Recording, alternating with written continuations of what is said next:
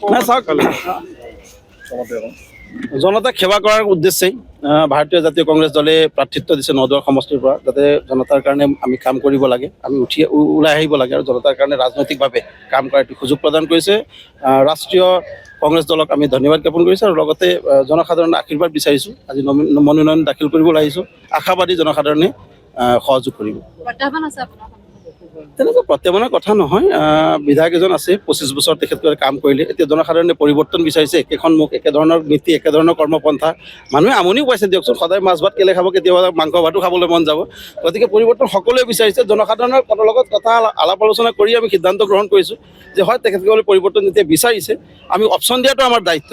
সমাজত যদি অপশ্যনেই নাথাকে তেতিয়া গণতন্ত্ৰ কিহৰ গণতন্ত্ৰ হৈ থাকিব। গতিকে অপশ্যন দিয়াটো আমাৰ দায়িত্ব। জনসাধাৰণে অপশ্যন বিচাৰিছে, আমি অপশ্যন দিছোঁ। আমি আশাবাদী জনসাধাৰণে অপশ্যনটোক। যিকোনো খবৰৰ বাবে যোগাযোগ কৰক আমাৰ এই নম্বৰত 9181 307 2221।